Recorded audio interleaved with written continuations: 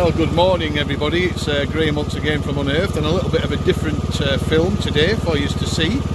Now this is my own land that I own myself, and last couple of days what I've been doing is getting rid of all the dead stuff on my little tractor mower and letting the fresh grass come up. Let's knock that off. Let the fresh grass come up.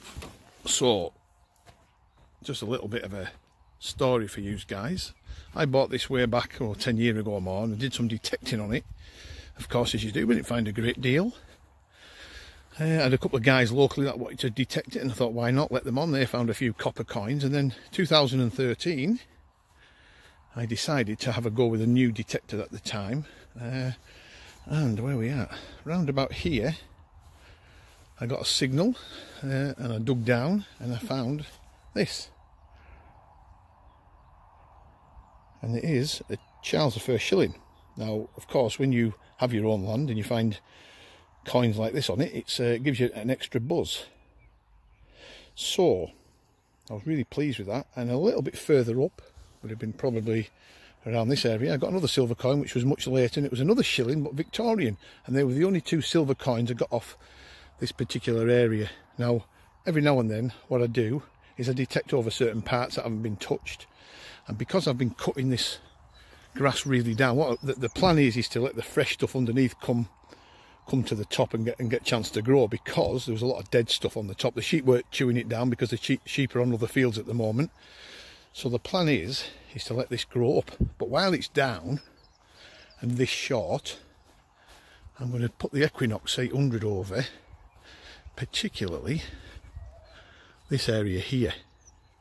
And the plan is, because this hasn't been touched, because it's always been pretty rough and it's been sheep nibbled. I've had a scan over it with a couple of other detectors, but I've never had the Equinox for its depth capabilities on pasture or anywhere near this. So next couple of weeks, if this remains short, I could always keep chopping it down a bit.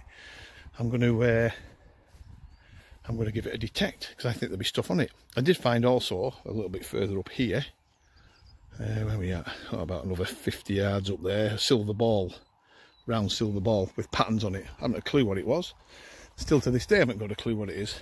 But this particular area here, I'm going to give it some welly, because this is ancient land.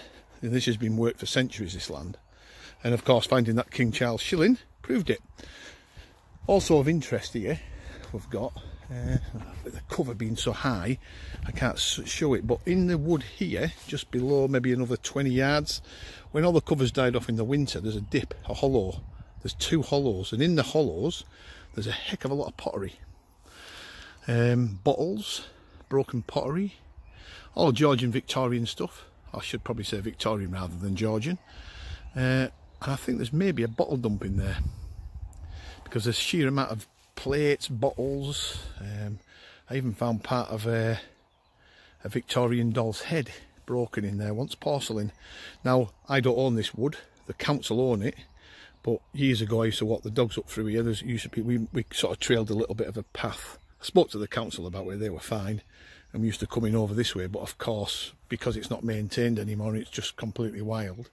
You can't get into to look at that particular patch, apart from in really strong harsh winters when everything's died back.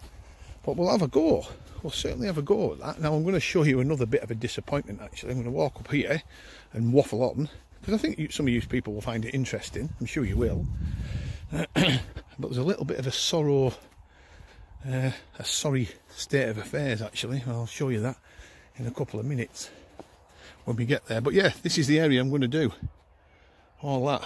You know, there's a good few acres here in total, and of course I've just picked up some new permission as well close by, which the farmer has said that there's an ancient remains of an ancient building on there, so I'm going to have to do my research on it, which sounds interesting. So that's never been touched, and that's 40 acres. So when the lockdown finishes, me and my mate Gaz will have a wander up there and see if we can unearth anything of note, and I'm sure we will. It's all deep pasture, so the fields have never been ploughed in that particular patch. But who are you betting against anything coming up? Now then, I'm going to show you a fantastic view here. If we can just Get up, look at this day. Of course, that's the Lake District, Furness Fells, Blackcombe, Hard Knot Forts on the top of there, the Roman fort. Beautiful day. This particular field here, what I'm showing you, is a neighbouring farm. When this is cut and the grass is short and it's midwinter and the sun's out, that wintry sun, it does cast shadows in here of earthworks. And I have got permission, or I did have permission in the past, to detect this land. However, you go on there with the detector and you're in a world of hurt. And the reason is because there's absolutely strewn with green waste. I'd love to do a video, I'm not going to, but I'd love to do a video of, you know, just sweeping a detector over that and show you just how much green waste is in there. And it's a shame because it's hidden, or hiding away some pretty decent, probably pretty decent medieval bits and pieces. Because this area here, although you can see just a couple of little houses in the distance, that was actually mentioned in Domesday Book and it's Viking by name. So it was quite a large area in Domesday time. There was quite a few people milling in and amongst that area. Chances are they would have been on here ploughing. There's remains of Phrygian furrow on here as well, some squares which indicate possible buildings, but it's absolutely ruined by green waste, which is a great shame. But I mean, you know, let's come away from the misery of green waste and just look at that view. Absolutely tremendous.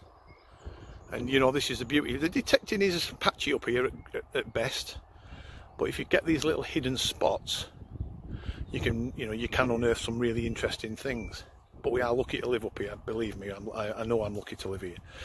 Another little bit of history, that's my friend's farmhouse there. He owns the land surrounding that. We haven't really found much on there, but he actually owns the wood below it where there's a 13th century, 12th century St Helen's Chapel. It's just a ruin now. It's just got the baseline outline of a building, but in Victorian times and later there was pictures of that chapel still being in full use. So just bear with me a sec, because Melanie's shouting me. One sec, Mel. Do you know, every time you do a video you can guarantee Melanie's in the background giving it. Just the way the world is, I'm afraid, folks. You can't have any peace. So yes, so there's a 12th century chapel in there, and that's an ancient route that went all the way around, right up to the coast and beyond. And they situated that ancient chapel there for the weary travellers, I guess. So St Helen's Chapel. A lot of history around here, and of course we've got the quarry here, which is a bit of a pain in the neck. But when they were first started quarrying in Goldmire Quarry, they did find remains of Bronze Age men. Bear with me a sec. I'm just doing a short video, Mel. Blimey neck, can you believe it? Do you know what? If I died off, right? If I died off, I would wonder what these lot would do without me. At times, every 5 minutes, it's Graham. I don't know. Right, so there you go, folks, a little bit of history. So the land that I've got permission on is the new land is way up that way, and in the next few weeks I'm going to do a film on that. There's some ancient roots, there's an ancient building up there of some nature. We'll do some research on that, and we'll do a film of it. Right, there you go, folks. I'm going to get back to mowing this grass down, and whoa, there's the little mower waiting to be jumped on, and we'll catch up with you guys very soon. Stay safe. Bye for now.